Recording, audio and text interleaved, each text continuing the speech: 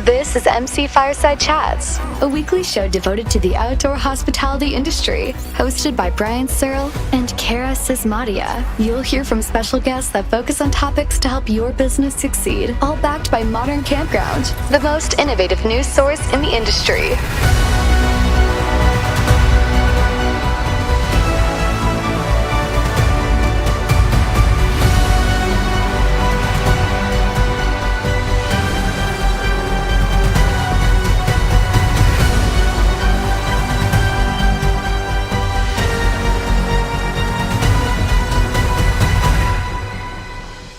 Welcome everybody to another episode of MC Fireside Chats. My name is Brian Searl with Insider Perks. I should clear the air here just for a second and say that we are no longer having a co-host on the show.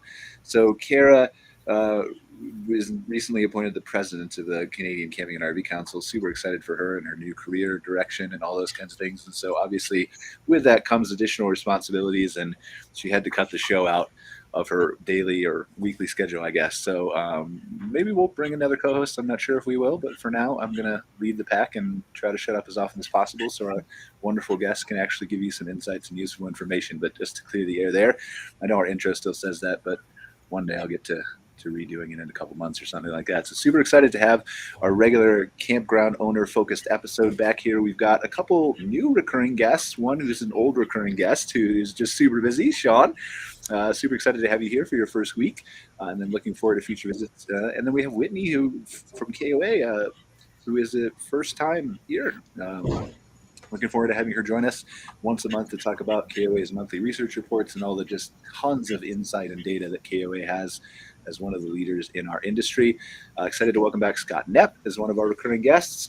And then we've got two special guests here, Shaun H. from Boyd's Campground, who is going to talk to us about some of the challenges and rewards of operating a campground. He's got a 60-year history up there. And then we've got Keva from Boheme Retreats, the director of operations. She's going to talk a little bit about some of the things that she does at that property. So why don't we have the two special guests just briefly introduce themselves first. So Keva, do you want to tell us a little bit about yourself?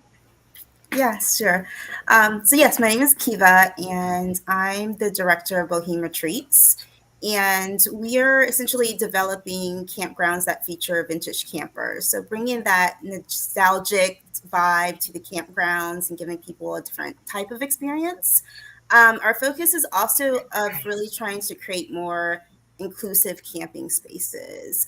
So everything we're doing, we're really trying to be intentional in that. And this season, we're really seeing a lot of growth and a lot of BIPOC people coming to the campground. So we're really excited about this year and just seeing a little bit of change within the RV camping experience. Awesome. I'm excited to dive into that with you in a few minutes here. Shaun, do you want to tell us about Boyd's Campground? Shaun H., sorry. Shaun H. Good afternoon, everybody. Shaun from Boyd's Key West Campground in sunny Key West, Florida. We're a 60-year business, third generation working on a fourth, still family owned. And we've obviously seen generational campers as well as some of the new campers coming in, and just looking to keep up the camping experience and keep it at a 5-star level. And, we love coming to work every day. I mean, I would too. Like that, I feel like that's the secret. Like if you're going to own a campground, Key West is not a bad place to do it in. So not bad at all. We're glad other people love Key West as well. It keeps us busy. Awesome. Shaun, our recurring guest, Shaun V. Tell us about 4 Points RV Resort briefly. Just want to introduce what 4 Points is, kind of what your mission is and your goal. And Sure. Yeah. 4 Points RV Resorts. We are a multi-park owner operator. We currently hold 4 Jellystone properties and 2 independent properties, and we're looking to get to 10 over the next 18 to 24 months. We've been in business in this space since early 2019.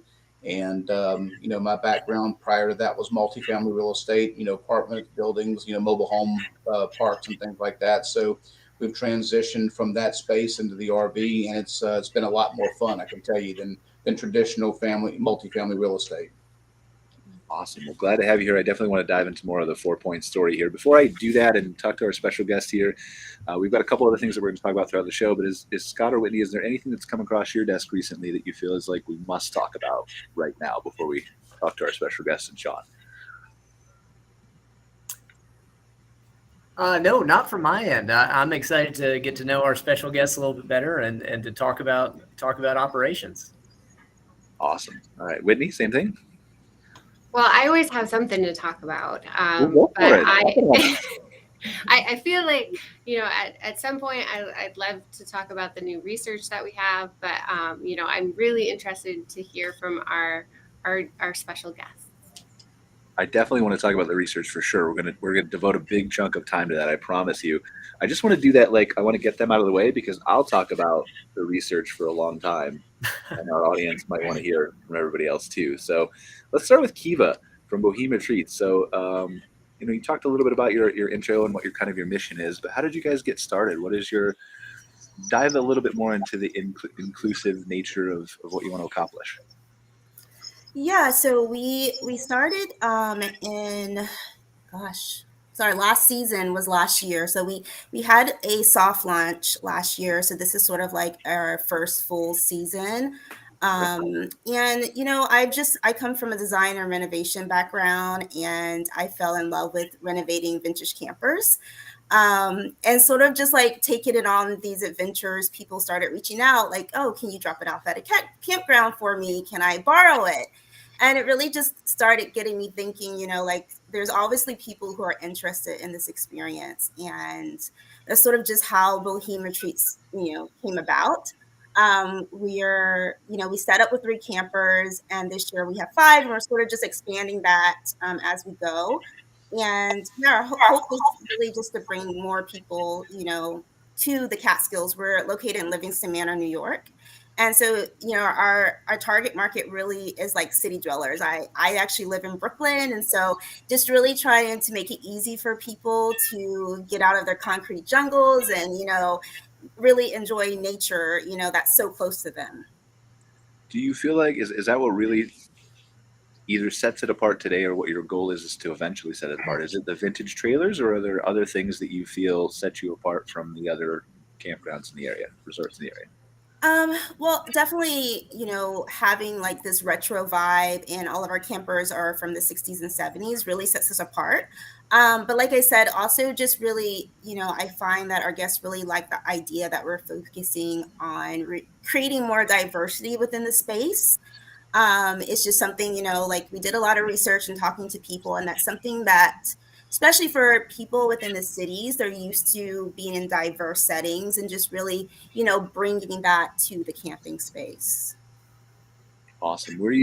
If you had your goal, right? And I know this is a open-ended question, I'll put you on the spot, right? But if you had your goal, where would Boheme Retreats be in 5 years? Do you see yourself owning multiple parks? Do you just want to focus on this one in the Catskills?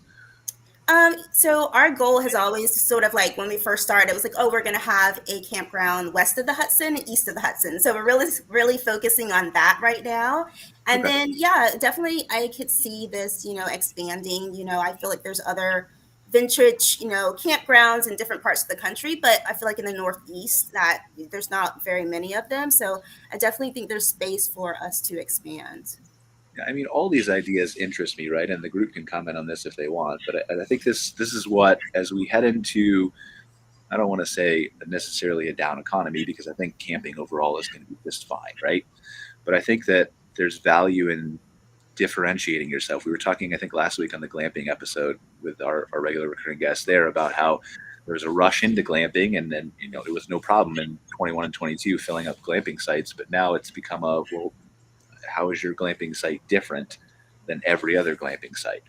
And so I think the things like vintage trailers are going to help you tell that story easier from a marketing branding perspective. And I think you'll be just fine as long as you have one of those stories to tell. Is that concurrable with the group here, or am I way off base?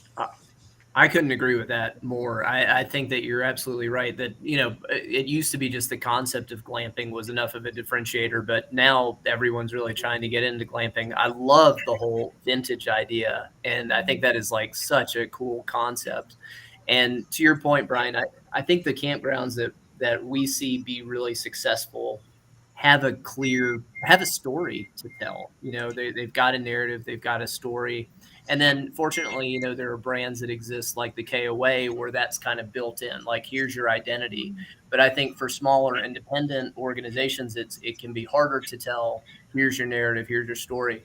But so I think there's marketing benefits to that, but I also would think that there's operational benefit to that, because I know that anytime you're in a quandrum operationally, hitting pause and thinking about what is it that we value, what is our story, what is our origin place, what are our roots, what's our foundation, and having that identity helps you answer those questions.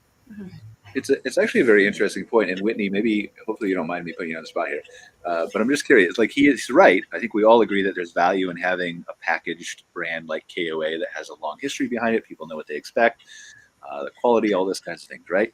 Is there a value, though, in breaking down, and I know you do it a little bit with the resorts and the holidays and the journeys, but is there value in an identity within an identity, from a marketing or branding standpoint? Yeah, it's definitely an interesting kind of market solution, right? There's the benefits of a brand, but then how do we be unique? And that's what a lot of people want. It's kind of like the McDonald's model, like what you're going to get, and sometimes that's really valuable. And at other times, like, you want something very, very unique, which Keva is offering. One of the things about KOA is that we actually, because we're like a franchise company and we do have that separation of brands, but we also have like a lot of differentiation between the 500 campgrounds. We have a belief statement that, each of our campgrounds is unique, but collectively we are better together. So we actually try to cultivate some entrepreneurial kind of exploration in what type of accommodations there are. And some, from patio sites, there's a lot of innovation. So while we do put up some like gray rails, we want some like creativity and flexibility. But to Keva's point, I would also say that what she's doing is not just providing a vintage trailer, she's providing an experience, that inclusive and intentional experience that she's building at her campground. That's something that there are the people that are looking for those unique experience in the Instagrammable moment, but that's not repeatable if they don't feel a sense of welcome.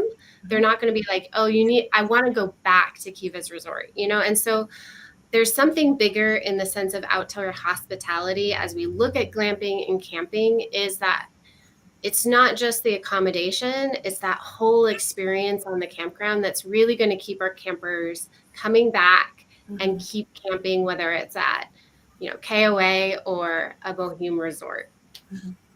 100%. Couldn't agree more. And I do love the flexibility of it, right? Because you see, not really in camping, but you see a lot of franchises who will just lock down their franchisee, like my parents on a couple Subways, right?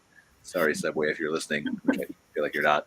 But they're just very rigid with, right? You have to offer a specific sandwich at a specific price and a specific variance and specific vendors. And I love the fact that KOA gives the ability for you to have that flexibility and just that guidance to bring in, like you're saying, the entrepreneurial innovation stuff, right? That's the only way I could ever own a franchise, would be to give the guide rails, but give me that little bit of freedom to innovate. So a softball question. We'd be happy to have you, Brian.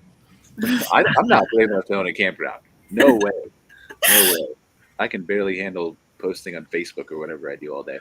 So, Shaun, softball question. I'm going to toss it to you. So 4 points. What is the experience that you're going after, like keeping with the same theme that we're talking about, right? How do you handle that at 4 points? Sure. So I would agree as well, as that, it's ultimately about the experience that we see that the customer has while they're there, regardless if they're staying in one of our glamping units or if they're staying in their RV, is at the park itself. We want to create an experience, and our target audience is families with children between the ages of 5 and 12, maybe a little bit older, maybe a little bit younger. But we are really trying to, especially with the Jellystone brand, is we're trying to bring in that experience, whether it's activities, interactions with characters, water features and things like that. What we've seen over the past 3 years is, to your point earlier, is that we've seen, as soon as we put a glamping tent in, it was like they were booked and it was like, boom, ready to go, and they were rocking and rolling. The park model cabins have been consistent over the last 4 years. We've seen the demand in the park model cabins be very consistent. I'm talking nights per year, where glamping, we've seen an uptick, earlier, and then now we're starting to see that kind of level off and come back down compared to what the park models were, because there was, to your point earlier, like a glamping experience was different maybe then as to now, what is the different type of glamping units that you offer. But I believe that consistency and the park itself, driving an experience.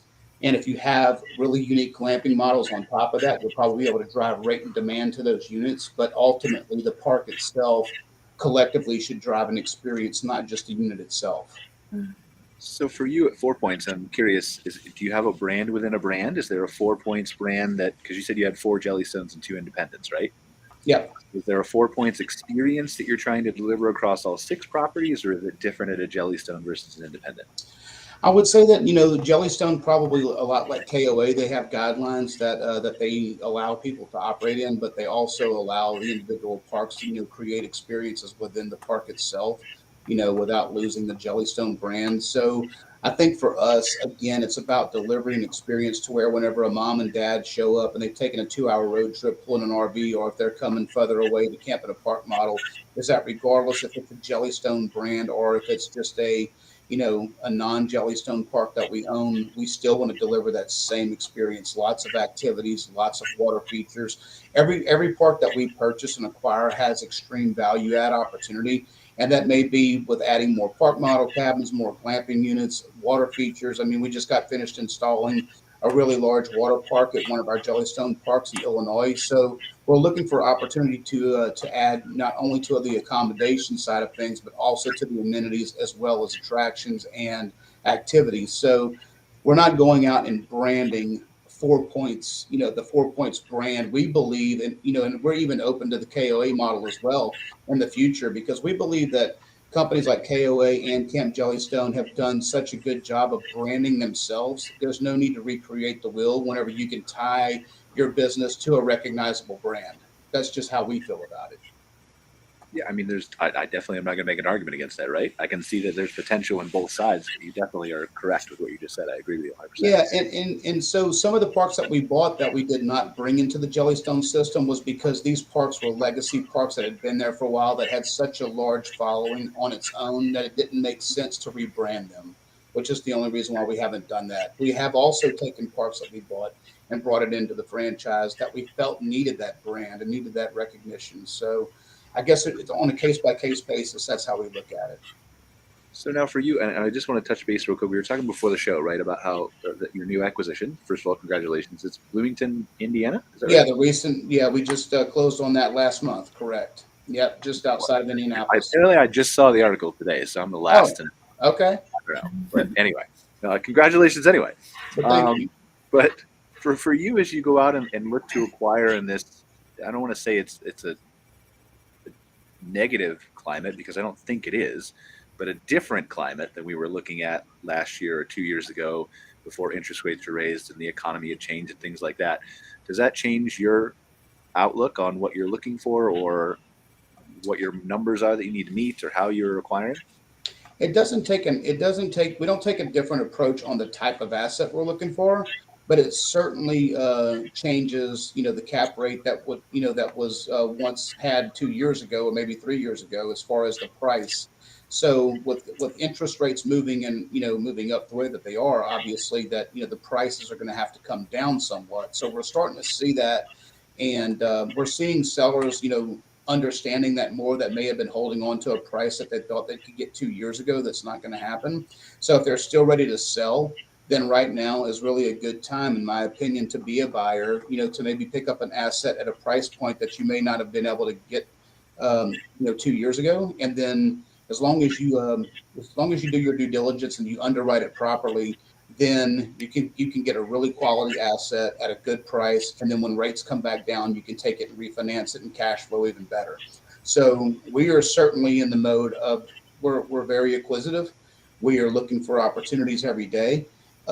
So some of the other players that may have been more acquisitive 2 years ago because rates were lower, it gives us an opportunity to look at assets that we may not have been in position to compete with. So I think for us, certainly it's a good time. And if rates go up a little bit, I mean, we're certainly building that into our due diligence. That way we can protect ourselves to make sure that we're not overpaying for parks today. appreciate you sharing that, sir. Thank you. That's kind of the sentiment that we're hearing from a lot of people, right? It doesn't really change my requirements for what I'm looking for, but it does maybe change some other things in good ways for a lot of people. So, all right. So we talked about buying, we talked about selling, we talked about franchising, we talked about building experiences. Let's talk about hanging on to a park for 60 years. Shaun. I've heard a lot of great points. I think that, creating that memorable experience keeps that camper coming back for years to come. Generational campers is what I've had the experience of seeing, kids growing up camping. And, just to kind of piggyback on some great points, that first and last impression, so important for a camper. What's that feeling when they come in the door, and what keeps them thinking about your park after they leave? We do our best to, offer any sort of assistance to a guest with a few more questions, maybe new to camping. We obviously have the veteran campers who are pretty self-sufficient, but, there is that clientele that may need a little bit more assistance. And I'm well aware, we're doing our best to retain that camper. While somebody's staying at your park, how is that person treated? How does staying at their park make them feel? We have a full service concierge desk that makes sure that all of their campers questions outside of the park, how to make the most of their Key West camping experience, that attributes to that, 5-star camping experience. And, like I said, I rely on a lot of great team members. Our staff, treats our campers like family, and they, do a great job in making sure that while they're here, they're treated with respect and treated the way that they would want to be treated. And, it goes a long way. There's a lot of campgrounds that people can stop at on their way down to Key West. We're a destination. We don't get any through traffic, and, we do our best, and sometimes expectations are a little high, and we do our best to meet those. So, creating that memorable experience like everybody's described, I think is super important in, retaining the customer.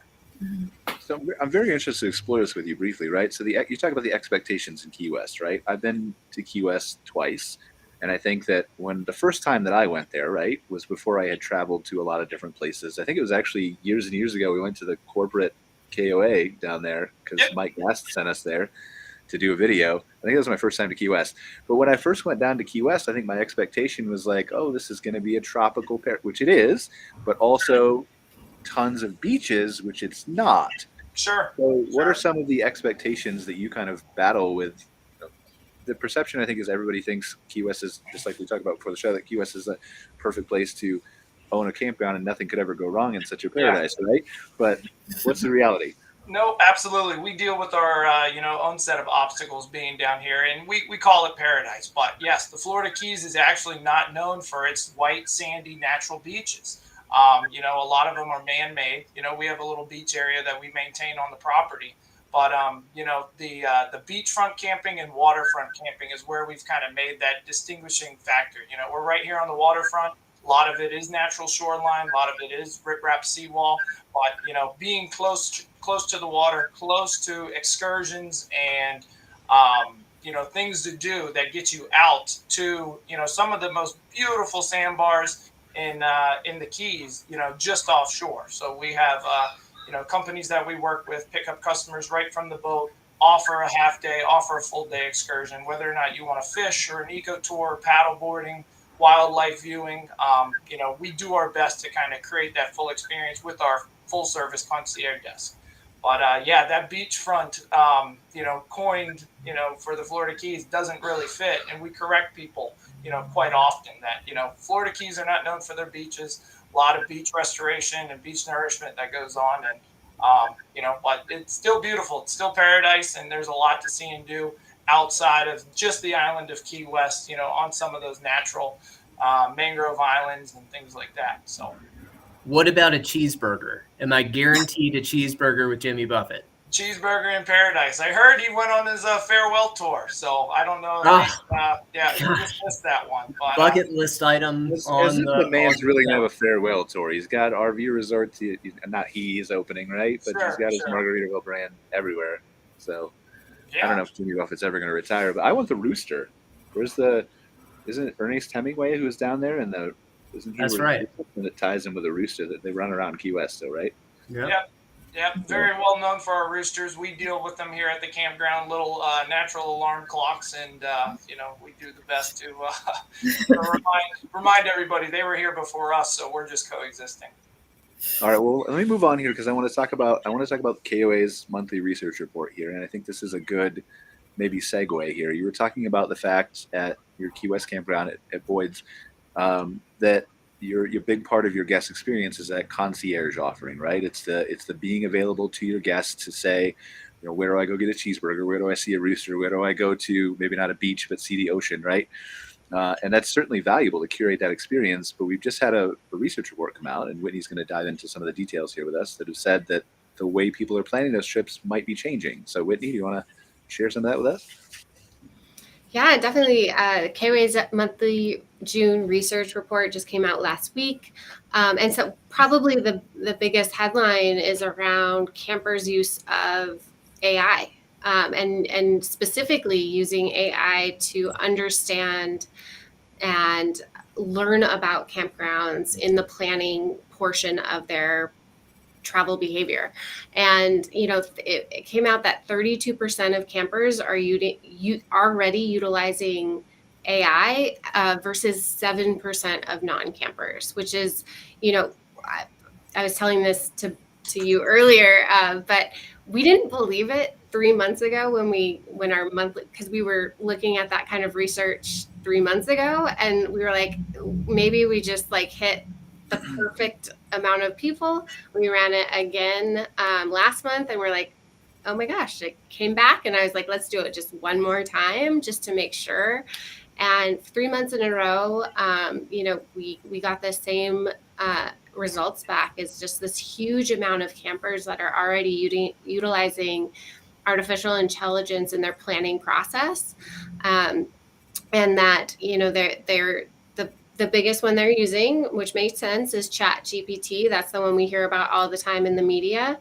But it's just really surprising to see that, and that campers have, trust in it. What I would say is from month to month, we did see campers' trust waning a little bit from month to month. But, I think there's just, as the media changes their perception of AI, that sways people's perception of what is happening. And in this last month, we saw some, bad news around AI, like companies losing a lot of copyright information and things like that. So I think that it's really positive for AI, artificial intelligence in general, and how we as a campground industry should and could be using it.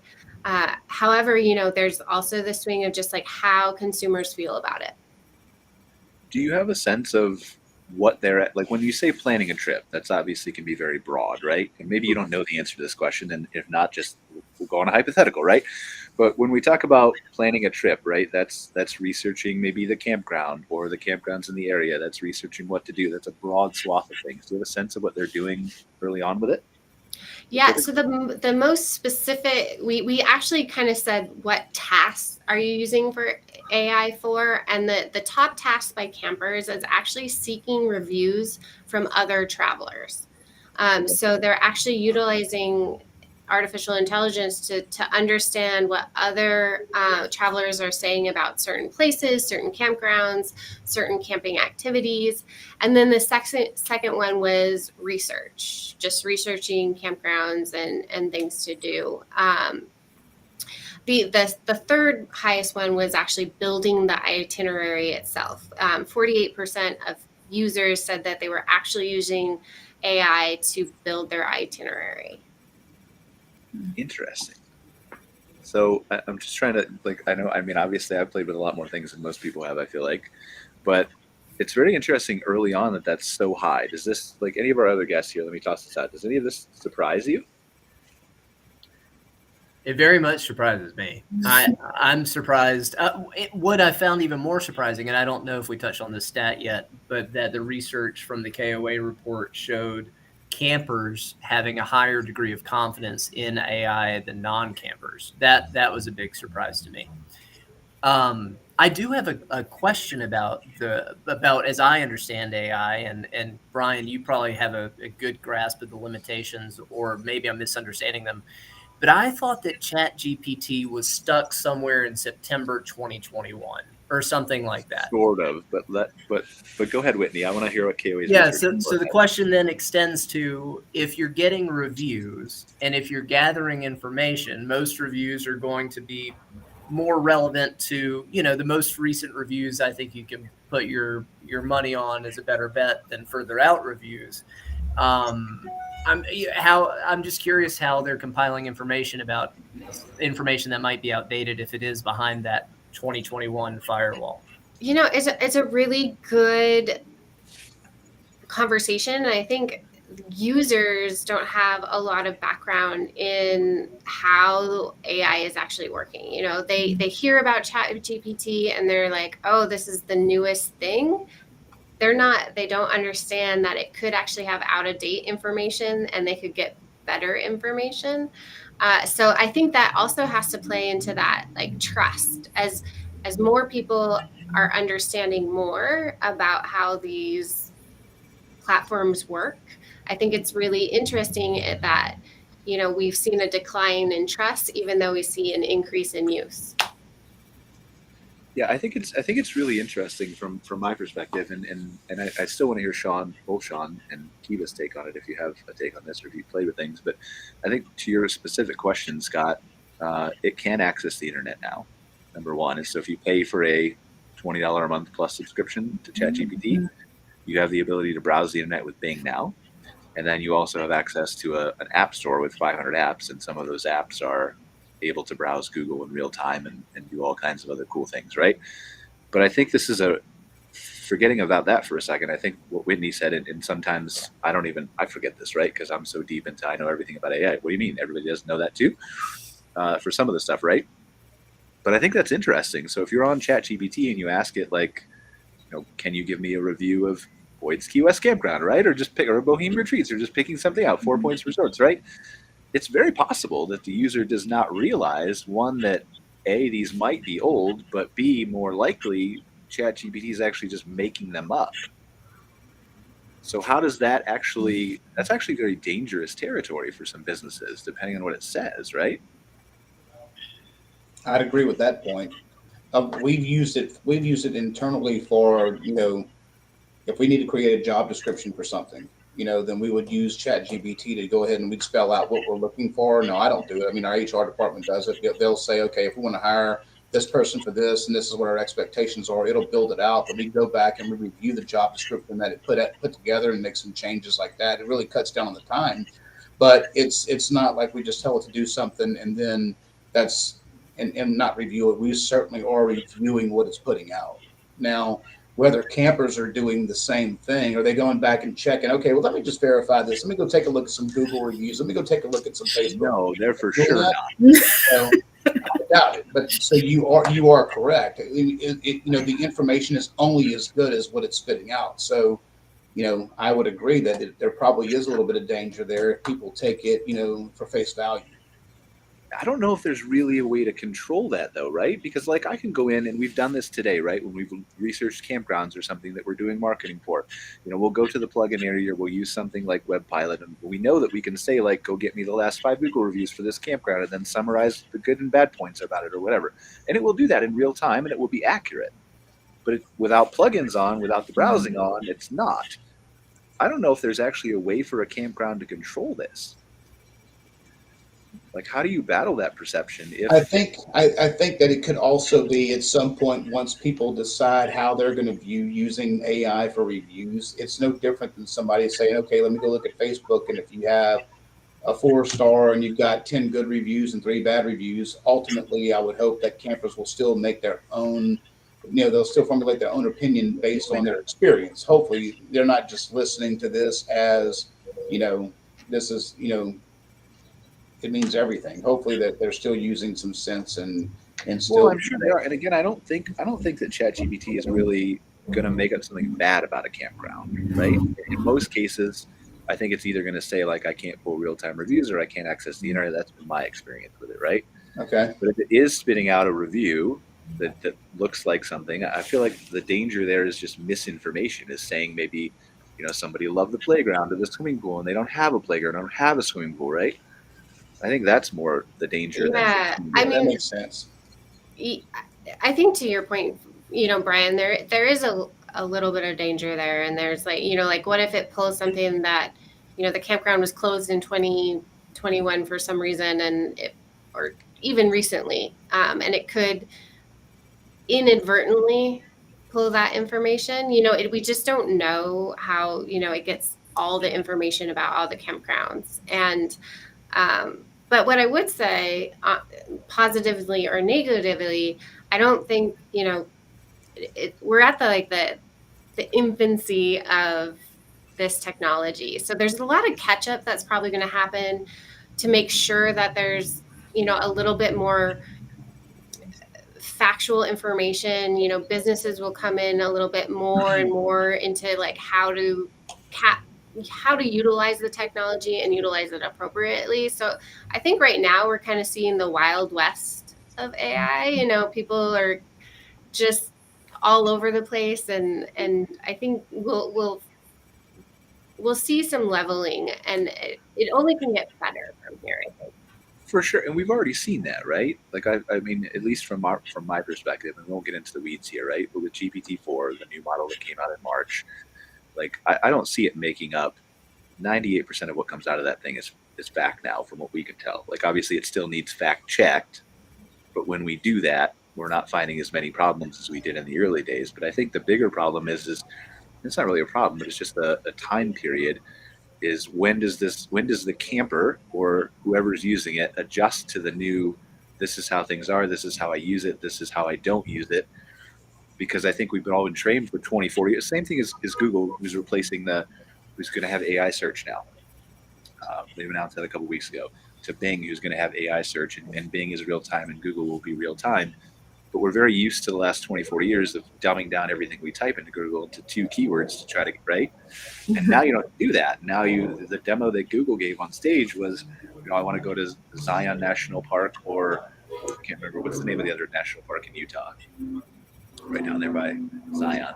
I can't remember, but they asked the question, and they said, which one is better for me if I have 2 kids and a dog? And that was the whole question, instead of just national parks near Utah, right? And then you go click around and read.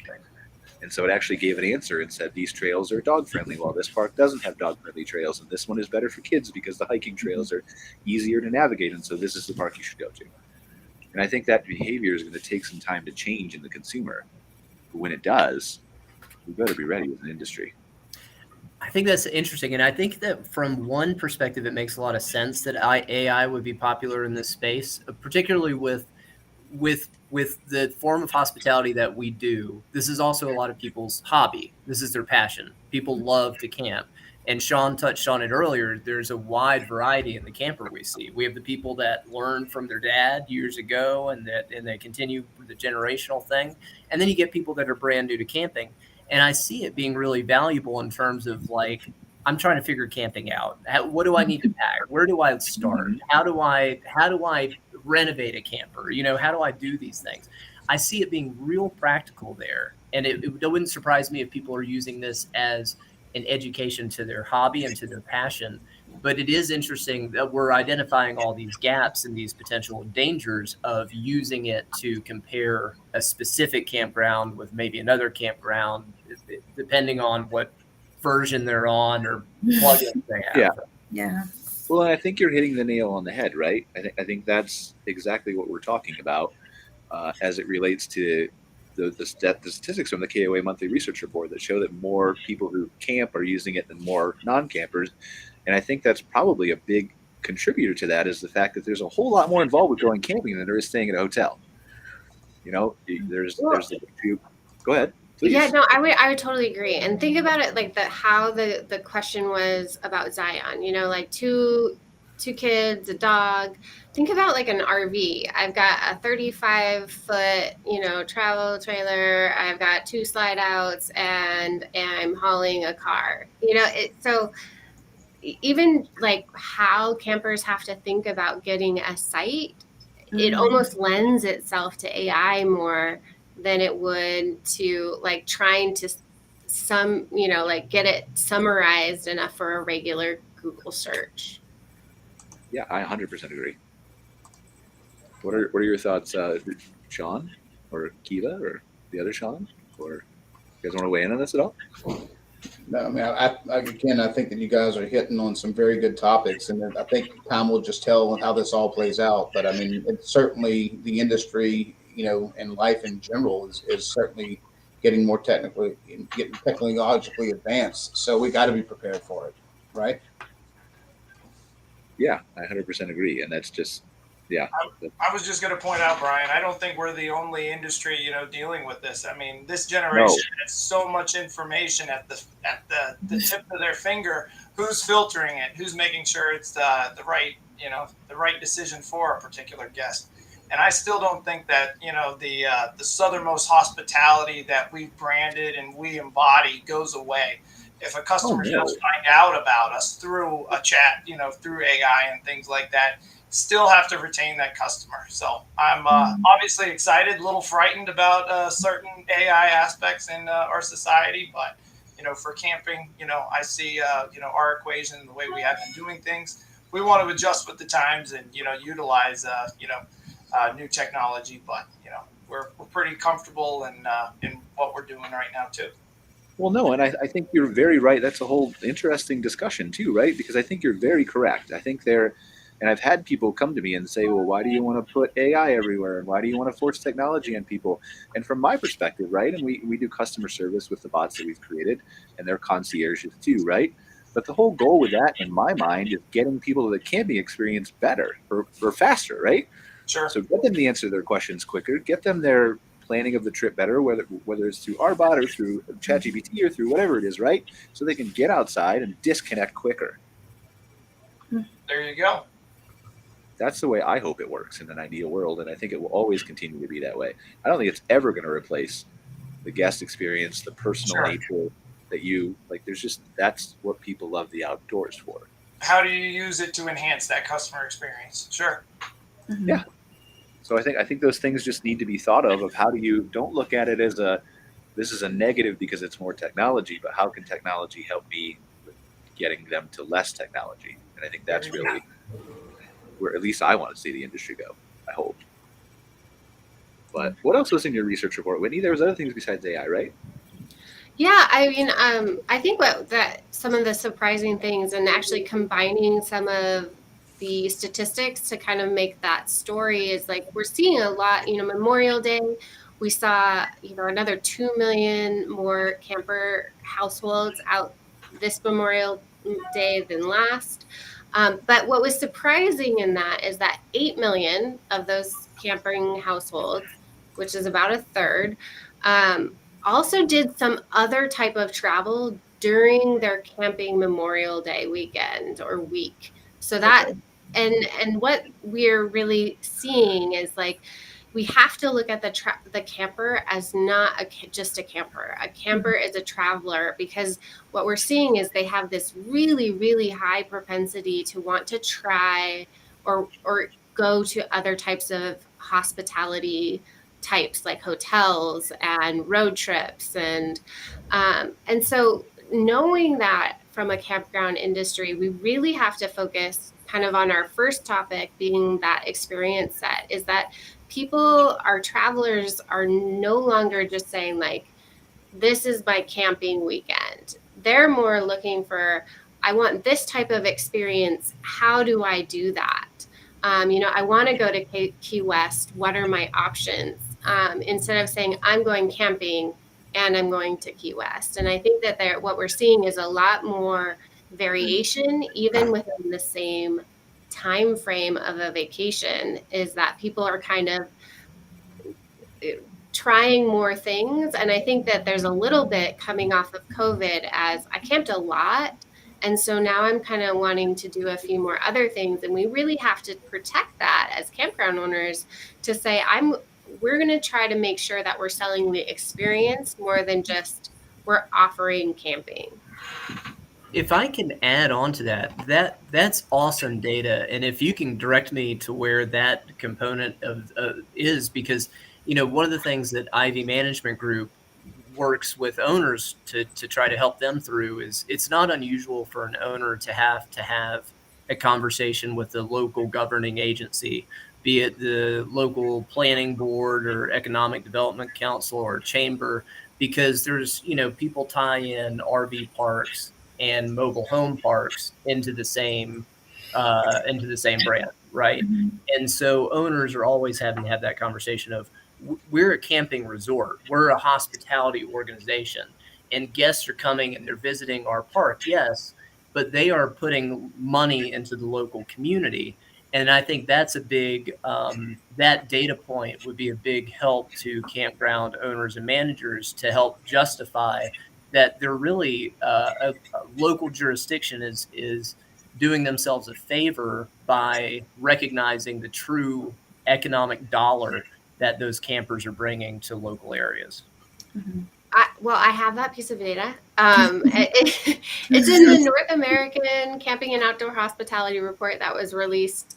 But I can send you to it. It's really important, to your point, that campers are putting, $52 billion into our local communities, and that's not just into like camping, that's into our local communities and how they're, I'm coming camping, but I'm going to restaurants. Also, what they're doing, we can actually show that they're, going to restaurants. We've actually looked at like their daily spend. So yeah, I can definitely send that to you, Scott. Thank you. Yeah. Yeah, this is for sure interesting to me too. And from the flip side too. So we've talked about how, maybe we've got campers who are doing multiple things during their trip. And we've talked about maybe I hadn't considered it before, right? But maybe we don't want to consider it, right? But the fact that they're maybe one or two of them, right, is burnt out from camping over and they want to take a little bit of a break. But what about the flip side? Because even though we had a ton of people come into this industry over 21, 22, who were getting outside, who were buying RVs for the first time, who were exploring the lifestyle, there's still a disproportionately large number of people who have never done that. So are there opportunities for us, especially with that glamping sector, and whether that's glamping in a tent or a yurt or a dome or a cabin at a campground, right? Are there more opportunities there for us, do you think, to continue reframing that, yes, I'm a hotel person, but maybe this is something that I would consider too? I would say yes. I think people are looking for those memorable experiences outside of that hotel experience. And whether or not it's your cabin or your yurt or your glamping tent, we're seeing that more and more people are renting RVs, working with a company, delivering the RV to the site, setting it up for the guest. We implemented a few tiny homes. We have some waterfront, some houseboats in the works that we feel like offer a unique experience that people just aren't getting in your typical hotel check-in, check-out. You never meet your neighbor. You keep the door shut. And, I think there's definitely opportunity still there. But how do we reach these people is my question, right? And the answer to that is twofold from my standpoint, right? I think when I'm hired to run a Facebook ad campaign for a campground, the default is we're going to go target the audience who is already interested in us. So we're going to look for a demographic that likes camping or RVing or things like that, right? But that by definition excludes those people who may have never tried the industry before. And we've tried Google ad campaigns and dipped our toes in the water with, a rural location isn't getting as many bookings as they were last year. So maybe we can target that hotel audience, create a landing page that tells the story of why glamping is better than hotels. And that's worked to a certain extent. But is there a way that we can envision bringing more of this industry on a broader scale, awareness of not necessarily RVing, because RVing is important, but RVing requires a big investment if you're not going to go rent one. So how do we expose that outdoor lifestyle to more people and bring them into this industry in ways that we maybe don't default to traditionally? Like for Jellystone, what I can tell you is that Jellystone has gotten away from marketing themselves as a campground. They've started marketing themselves as an experience with accommodations, or you can bring your RV if you have one. So I think it really goes back to what experience are you delivering on site, regardless if it's someone who's never been there and is renting a cabin. What experience are they going to get? And I think it's important that whenever you're targeting the customer base that you're looking for is to sell not only the accommodation, but more of what is the overall experience that they can expect whenever they're on property. So how do we get them there though, right? Like how do we get them to that experience? How do we tell the story of, without having millions of dollars to put out commercials during the Super Bowl and things like that, right? How do we teach some of these owners that you can bring this audience in, but it's a awareness standpoint that's a long-term game? Yeah. I'll tell you, like for us, Brian, what's been successful as far as our marketing, we've seen our occupancy actually grow year after year, even prior to, from prior to COVID, even through COVID. And now we're still seeing an increase year over year in occupancy per site night. And we're seeing ancillary revenue per site night growth. So we are seeing growth across the portfolio. I am not a marketing expert, so I can't speak to that. Maybe I can have Matt Vandermolen come on one time in my place, and you guys can certainly talk about that a little bit more. But what I can tell you is that, we certainly use social media a lot for a way to do our marketing. It's a very affordable way to do it and to reach a lot of people. But I think it's all about the content. We do a lot of direct emails to existing customers and whatnot, to still capture returning business, but we're also going outside of, let's just say, a 60-mile radius or 100-mile radius, and we're trying to capture an audience that's further away, and we're selling them on, okay, we are an affordable family vacation destination. So, we're not competing with Disney World, SeaWorld, Six Flags or things like that. We are competing with a much lower, more affordable. Somebody can stay with us for 3 or 4 days in a glamping unit for a week or whatever it is, for what it would cost them to stay at another destination, for half the time. So I think it's selling an affordable experience to people. I guess it really just depends. My target customer may be totally different than what Shaun has down in Key West. I think it's really just about understanding the customer base that you're going for and just learning how to appeal to them. Well, I guess Keva, sorry, I was going to say Keva is probably the best example because she's got a glamping resort catering to New York. It's a market that hasn't been known for camping. I'd love to hear from her how she's doing it. Yeah.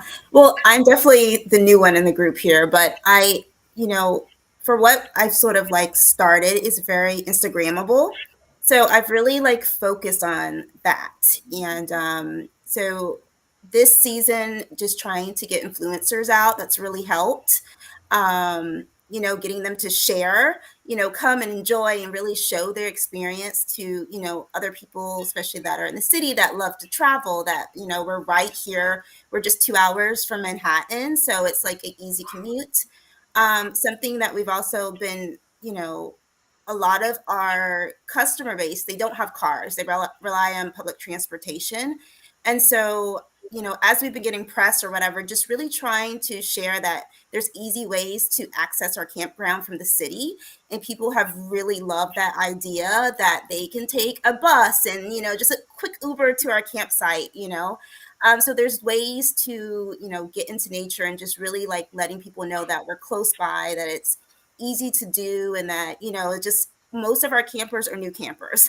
So just really trying to make the experience seem effortless for them to come and explore, and that, they're going to be safe. We always have like, especially like city folks, are there bears, just really sharing the story of being outdoors and just how easy it is. But social media has been key for, especially just like a new business trying to get the word out. I've got some ideas I can loft out there too, and I love the social media component. I think that tells the story beautifully. One thing the IVEE group is doing is that we're bringing a full-time revenue manager on board, and one of the roles that revenue manager is going to be looking at is what channels are we selling our campsites on. So I think that's one way, is because people are used to going to Airbnb, Booking.com, Expedia.com. And as our property management systems become better and more sophisticated, we're able to be side by side now with hotel rooms, right, on Expedia or on Booking. And that's a brilliant and beautiful thing to get people exposure to. The other way that hotels typically handle this is really working within that local community, so that you have that revenue manager reaching out to local businesses to say, hey, have you ever thought about having your employees stay here instead of the courtyard down the street? Or checking with the local convention and visitors bureau. Hey, we've got a big rec space. If you guys are throwing a convention for 50 people, we're a perfect option for you because we got a bunch of camp spots. There's a lot of things. The other thing that we're really encouraging our park managers to do is have a greater presence in the local tourism market. So joining the Economic Development Council so that they can hear about the events that are being hosted in that city in the following year. So they can submit bids to be considered for those conferences and conventions. So getting really plugged in on all those channels is a good way to get that exposure out as well. All right, I feel like I could have this question for another hour, but everybody probably has things to do, and I'm sure there's something I need to be doing somewhere, maybe. But I will wrap this up and say this is one of the things that really excites me about the future, right? And Whitney, I know you'll be back with us to share more of the amazing research that the KOA is going to do. But this is one of the things that really excites me about the industry going forward, is that we have this untapped, almost, I don't want to say unlimited, but a very big potential to say, we've got our campers, we've got the new people who came over 21 and 22, but we also have this largely untapped and unmarketed to demographic who we're doing little by little at Boheme Retreats and other places, right? But who basically give us a market that not everybody's going to like camping, not everybody's going to go glamping, but a significant number of them would, as Whitney said, not necessarily become a glamper or become a camper, but mix it into some of the other activities they're doing. And if that's one extra night here, one extra night there, those things are going to add up. And I think they're going to be great for our industry in the future. So do we have any final thoughts from everybody? No? Everybody's going to be quiet now? All Keep on camping. Whitney, what's in next month's research report? Will you give us a hint? Is it a secret? The research tells us. I mean, we put a ton of questions out there, and whatever seems significant, we try to bring to the industry. So it's a surprise to me, just like it's a surprise to you. But it's going to be significant. That was a good teaser to come back. Yeah, exactly. It will be significant. Yes, that's what we're looking for. So, all right. Well, thank you guys. I mean, we have 3 minutes left, but we just want to call it early if nobody else has anything to say. All right. Well, thank you, Shaun, from Boyd's Campground. Appreciate you. Best of luck to another 60 years or so. Keep making the right decisions, hopefully. So appreciate you guys having me. It sounds like you're doing it. So, and Keva, best of luck at Boheme Retreats. We'd love to have you back on the show sometime. Check in and see how things are going as you continue to build on the east and west of the Hudson River. Shaun, 4 Points is hopefully to have you back as well. Super excited to see 4 Points continued growth, and Scott Knepp from IVEE, and obviously Whitney. We appreciate you being here. So we'll see you guys next week in another episode of Fireside Chats. Take care, guys. Pleasure talking with you guys. Thanks, Brian.